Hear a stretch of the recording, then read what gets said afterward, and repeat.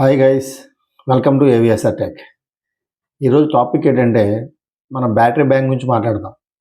అంటే మన battery bank ఎలా కనెక్ట్ చేయాలి, సిరీస్లోనా ప్యారలల్లోనా, ప్యారలల్లో కనెక్ట్ చేస్తే ఎలా ఉంటుంది, అలాగే సిరీస్లో కనెక్ట్ చేస్తే ఎలా ఉంటుంది, అలాగే మనం బ్యాటరీ బ్యాంక్ ఉన్న రూమ్లోకి వెళ్ళేటప్పుడు బ్యాటరీ బ్యాంక్ ఏ విధమైనటువంటి సేఫ్టీ ప్రికాషన్స్ తీసుకోవాలి, సేఫ్టీ ప్రికాషన్స్ తీసుకుని వెళ్ళిన తర్వాత బ్యాటరీ బ్యాంక్ని ఏ రకంగా మెయింటైన్ చేయాలి, మనకి ఎంత వాల్యూ వస్తే మనకి బ్యాటరీలో ఉన్నటువంటి ఎలక్ట్రోలైట్ కరెక్ట్గా ఉన్నట్టు.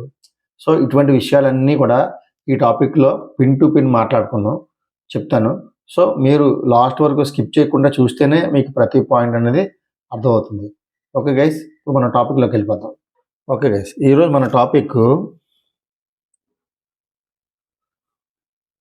How to connect the battery bank.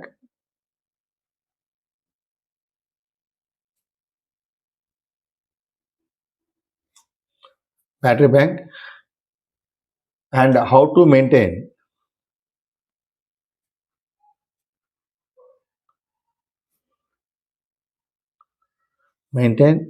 and safety precautions.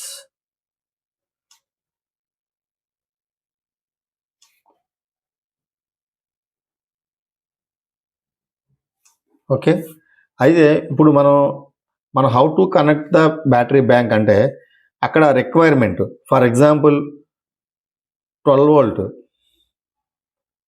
40 AH battery ఉంది. ఓకే, అక్కడ సైట్ రిక్వైర్మెంట్ ఎంత? రిక్వైర్మెంట్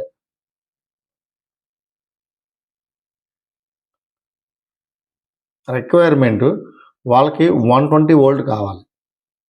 ఓకే, 120 వోల్ట్ కావాలి. అప్పుడు మనం ఈ బ్యాటరీ బ్యాంక్ని ఎలా కనెక్ట్ చేస్తామంటే ప్యారలల్ సిరీస్లో కనెక్ట్ చేస్తాం.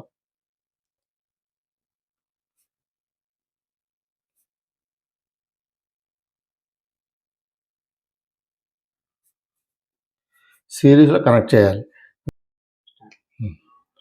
ఇప్పుడు మనకి 12 వోల్ట్ 40 AH రిక్వైర్మెంట్ ఉంది, బ్యాటరీ ఉంది.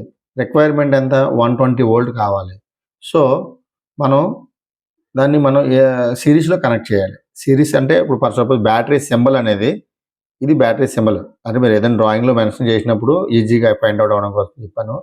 సో మీకు కనెక్షన్ అనేది సిరీస్ కనెక్షన్ వచ్చేసరికల్లా ఇంకో బ్యాటరీ చూడండి, 10 బ్యాటరీస్ అంటే రిక్వైర్మెంట్ 120 వోల్ట్ కదా కావాలి. 12 × 10 అయితే 120 వోల్ట్ అవుతుంది. సో మనం 10 బ్యాటరీస్ తీసుకున్నాం. 1 2 3 4 5 6 7 9 10. ఓకే, ఈ సిరీస్లో కనెక్ట్ చేయాలి. అంటే positive negative, positive negative, positive negative, positive negative. So ఇలా ఉన్నప్పుడు పాజిటివ్ని మనం లీడ్ తీసుకొని ఈ నెగిటివ్ని పాజిటివ్కి, నెగిటివ్ని పాజిటివ్, నెగిటివ్ పాజిటివ్, ఇలాగా ప్రతిదానికి లూప్స్ పెట్టుకుంటూ లూప్ కనెక్ట్ చేసుకుంటూ వెళ్ళాలి. లాస్ట్కి వచ్చేసరికల్లా నెగిటివ్ ఉంది. సో దీని తాలూకా వోల్టేజ్ వచ్చి 120 వోల్ట్. మీరు ఒకటి గుర్తుపెట్టుకోవాలి, సిరీస్లో కనెక్ట్ చేసేటప్పుడు ఎప్పుడైనా సరే voltage is variable. Voltage is variable.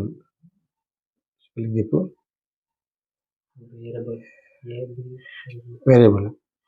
So current అంటే మనకి ఈ 40 AH ఏదైతే ఉందో బ్యాకప్ 40 AH ఏదైతే ఉందో అది మాత్రం కాన్స్టెంట్గా ఉంటుంది. సిరీస్ కనెక్షన్లోని మనం వోల్టేజ్ ఎక్కువ కావాలనుకునేటప్పుడు మాత్రమే మనం సిరీస్ కనెక్షన్ యూజ్ చేయాలి. సిరీస్ కనెక్షన్ యూజ్ చేసేటప్పుడు వోల్టేజ్ మాత్రం వేరియబుల్. అంటే ఎంత? ఇప్పుడు ఫర్ సపోజ్ 5 బ్యాటరీస్ యాడ్ చేశారనుకోండి, 5 × 12 60 వోల్ట్ వస్తుంది. కానీ ఇక్కడ యాంప్ అవర్ మాత్రం కాన్స్టెంట్గా ఉంటుంది. అంటే ఇది బ్యాకప్ అనమాట. ఓకే, ఇది కాన్స్టెంట్గా ఉంటుంది. అలాగే ఎక్కువ ఎంత వోల్టేజ్ కావాలనుకుంటే అంత మనం ఫర్ సపోజ్ 240 కావాలి. 240 అనేది 12 వోల్ట్ కదా, 240/12 అంటే 20 బ్యాటరీస్ రిక్వైర్డ్. ఓకే, ఇది మనకి హై వోల్టేజ్ కావాలనుకున్నప్పుడు. లేదు మనకి బ్యాకప్ ఎక్కువ ఉండాలి, వోల్టేజ్ ఈజ్ కాన్స్టెంట్గా ఉండాలి అంటే ఏంటి? బ్యాకప్ అనేది ఎక్కువ కావాలి. సో వోల్టేజ్ ఈజ్ కాన్స్టెంట్గా ఉండాలి. అప్పుడు ఏంటి చేయాలి? మనం ప్యారలల్లో కనెక్ట్ చేసుకోవాలి. సో ఇది ప్యారలల్ కనెక్షన్ అన్నమాట. చూడండి, బ్యాటరీస్ ఈ రకంగా అంటే పాజిటివ్స్ అన్నీ లూప్ చేయాలి, నెగిటివ్స్ అన్నీ లూప్ చేయాలి. దీన్ని మనం ప్యారలల్ కనెక్షన్ అంటాం.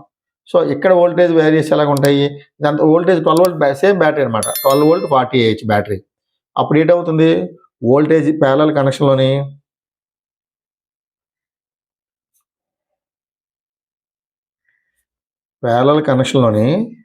వోల్టేజ్ 12 వోల్టే ఉంటుంది, కానీ బ్యాకప్ AH మారుతుంది. ఎంత, ఇప్పుడు 40 AH కదా ఉంది, 40 AH into 10, 40 AH amp hour into 10 అంటే 400 AH వస్తుంది. అంటే battery voltage is constant, so ఈ యాంపియర్ అవర్ మాత్రం బ్యాకప్ అనేది పెరుగుతుంది అనమాట మోర్ టైం. ఇప్పుడు for suppose 12 volt 40 AH battery 1 hour మీకు బ్యాకప్ ఇచ్చింది అనుకోండి, ఇది 10 బ్యాటరీస్ వేస్తాం కాబట్టి నియర్లీ 10 అవర్స్ బ్యాకప్ అనేది వస్తుంది. మీకు ఎగ్జాంపుల్ చెప్తున్నాను. సో ఈ రకంగా మనకి ఏ బ్యాటరీ బ్యాంక్ వెళ్ళినా సరే మనకి ప్యారలల్ సిరీస్ ఈ రకంగా ఉంటుంది. యాజ్ పర్ సైట్ రిక్వైర్మెంట్ని బట్టి అక్కడ మనం ప్యారలల్ కనెక్ట్ చేయాలా, సిరీస్ కనెక్ట్ చేయాలా, ఒకవేళ వాళ్ళకి వోల్టేజ్ ఎక్కువ కావాలి, యాంపియర్ తక్కువ ఉన్నా పర్వాలేదు అనుకుంటే సిరీస్ కనెక్ట్ చేస్తాం. ఒకవేళ మనకి వోల్టేజ్ కాన్స్టెంట్గా ఉండాలి, బ్యాకప్ ఎక్కువ కావాలనుకుంటే ప్యారలల్ కనెక్ట్ చేస్తాం. అది యాజ్ పర్ సైట్ రిక్వైర్మెంట్ని బట్టి మనం మెయింటైన్ చేస్తాం. అలాగే నెక్స్ట్ ఈ బ్యాటరీ బ్యాంక్స్ అనేవి ఎక్కువ మనం ఎమర్జెన్సీ లైట్, అంటే ఫర్ సపోజ్ ఒక అపార్ట్మెంట్ అవ్వచ్చు, ఇండస్ట్రియల్ అవ్వచ్చు, సడన్గా పవర్ ఫెయిల్ అయింది. పవర్ ఫెయిల్ అయినప్పుడు ఎందుకు వాడతాం బ్యాటరీ బ్యాంక్ని, పవర్ ఫెయిల్ అయినప్పుడు సడన్గా జనరేటర్ ఆన్ అయ్యే ఈ టైంలోని టోటల్గా చీకటి అవ్వకుండా ఎమర్జెన్సీగా లైట్స్ అనేవి కొన్ని వెలగాలి కాబట్టి, సో దానికోసం మనం బ్యాటరీ బ్యాంక్ వాడతాం. అలాగే ఎలక్ట్రికల్ కంట్రోల్ ప్యానల్స్ ఏవైతే ఉన్నాయో వాళ్ళ ఎలక్ట్రికల్ కంట్రోల్ ప్యానల్స్లోని కంట్రోల్ వోల్టేజ్ ఎక్కువ 110 వోల్ట్ 120 వోల్ట్ వాడుతుంటారు. కాంటాక్ట్ కాయిల్స్ వాటిని బ్రేకర్స్ అవ్వచ్చు, ఈ విఎఫ్డి వోల్టేజ్ కానీ, లేకపోతే కాంటాక్ట్ కాయిల్స్ తాలూకా వోల్టేజెస్ కానీ, బ్రేకర్ తాలూకా క్లోజింగ్ కాయిల్, ట్రిప్పింగ్ కాయిల్, ఇవన్నీ ఆపరేషన్ అంతా కూడా 120 వోల్ట్ మీద అవుతుంటాయి. సో దానికోసం అంటే హెచ్టీ ప్యానల్స్ కానీ ఎల్టీ ప్యానల్స్ బ్రేకర్లో కాయిల్స్ అన్నీ కూడా డీసీ మీద ఆపరేట్ అవుతుంటాయి. సో అందుకోసం అని చెప్పేసి కంపల్సరీగా బ్యాటరీ బ్యాంక్ అనేది యూజ్ చేస్తుంటాం. సో మనం బ్యాటరీ బ్యాంక్ అనేది ఒక ఏరియాలో పెడతాం కదా, ఆ ఏరియాలో పెట్టినప్పుడు సో ఆ రూమ్ ఎలాగ ఉండాలి, మనం ఇందాక అనుకున్నాం కదా, how to maintain and safety precautions. Battery bank room ఎప్పుడు కూడా చాలా నీట్గా క్లీన్గా ఉండాలి. అలాగే నెక్స్ట్ అది దానికి కంపల్సరీగా వెంటిలేషన్ అనేది ఉండాలి, వెంటిలేషన్ ఉండాలి, అలాగే ఎగ్జిస్టింగ్ కూడా ఉండాలి. బై ఛాన్స్ ఎందుకంటే బ్యాటరీ బ్యాంక్లోని మనకి ఎలక్ట్రోలైట్స్ ఉండడం వల్ల, ఎలక్ట్రోలైట్ అనేది బ్యాటరీలో ఉండడం వల్ల సమ్ గ్యాసెస్ అనేది బయటికి రిలీజ్ అవుతుంటాయి. అందువల్ల కంపల్సరీగా ప్రతి బ్యాటరీ బ్యాంక్కి కూడా బ్యాంక్ ఉన్నటువంటి రూమ్కి ఎగ్జిస్టింగ్ మాత్రం ఉండాలి, ఎగ్జిస్ట్ ఫ్యాన్ ఉండాలి. ఎందుకంటే అందులో ఉన్నటువంటి ఈ గ్యాసెస్ ఏవైతే ఉన్నాయో అవి బయటికి ఎక్స్పోజ్ అయిపోవాలన్నమాట. అప్పుడే బ్యాటరీ బ్యాంక్ అనేది నీట్గా ఉంటుంది. ఓకే, ఎప్పుడు కూడా క్లీన్ చేస్తుండాలి. అలాగే మనం బ్యాటరీ బ్యాంక్ చెక్ చేయడానికి వెళ్ళేటప్పుడు కంపల్సరీగా ప్రాపర్ టూల్స్, హ్యాండ్ గ్లౌజెస్ ఇవన్నీ వేసుకొని లోపలికి వెళ్ళినప్పుడు ఫస్ట్ ప్రతి బ్యాటరీ బ్యాంక్ మీద ఉన్నటువంటి డస్ట్ అంతా నీట్గా క్లీన్ చేసి, దీనికి స్పెసిఫిక్ గ్రావిటీ అని ఒకటి ఉంటుంది. అంటే ఇప్పుడు లీడ్ యాసిడ్ బ్యాటరీస్ ఎక్కువ మనం ఈ battery bank lead acid batteries ఎక్కువ వాడుతుంటాం బ్యాటరీస్లోని. అంటే ఇందులో మెయింటెనెన్స్ ఉన్నది, మెయింటెనెన్స్ ఫ్రీ ఉన్నది. సో మెయింటెనెన్స్ ఫ్రీ కంటే మెయింటెనెన్స్ బ్యాటరీస్ వాడడం వల్ల లైఫ్ అనేది ఎక్కువ వస్తుంది. సో అందుకని ఏం చేస్తామంటే ఈ ప్రతి బ్యాటరీలోని కూడా ఎలక్ట్రోలైట్స్ అని చెప్పేసి ఉంటాయి. దానికి మనం కంపల్సరీగా ప్రతి బ్యాటరీ నీట్గా క్లీన్ చేస్తాం కదా, ఎక్కడ లూజ్ కాంటాక్ట్స్ ఉన్నాయా లేదా, టెర్మినల్ కనెక్టింగ్ ఏదైతే ఉందో అవన్నీ కూడా లూజెస్ ఉన్నాయా లేదని వన్స్ చెక్ చేసుకోవాలి. చెక్ చేసుకొని ప్రాపర్గా టైట్ చేయాలి. టైట్ చేసిన తర్వాత వన్స్ అది ఒక విషయం చెప్పడం మర్చిపోయాను, మనం ఎప్పుడైనా బ్యాటరీ బ్యాంక్ మెయింటైన్ చేసేటప్పుడు దాన్ని మనం ఐసోలేట్ షట్ డౌన్ చేసిన తర్వాత మాత్రమే చేయాలి. అంటే అవుట్పుట్ అండ్ ఇన్పుట్ కూడా ఐసోలేట్ చేసిన తర్వాతే మన బ్యాటరీ బ్యాంక్ మెయింటెనెన్స్ అనేది చేయాలి. Okay guys. ఓకే, నెక్స్ట్ ఏంటంటే ఇప్పుడు లీడ్ యాసిడ్ బ్యాటరీలోని మన స్పెసిఫిక్ గ్రావిటీ అంటే అందులో వాటర్ ఉంటుంది, అదే ఎలక్ట్రోలైట్ అన్న ఆ ఎలక్ట్రోలైట్ వాటర్ని మనం దాని తాలూకా గ్రావిటీ చెక్ చేయాలి, ఎంత గ్రావిటీ ఉండాలి ఏంటనేది. ఎలక్ట్రోలైట్ తాలూకా గ్రావిటీ చెక్ చేయడానికి యూజ్ చేసే instrument electrolyte gravity, specific gravity.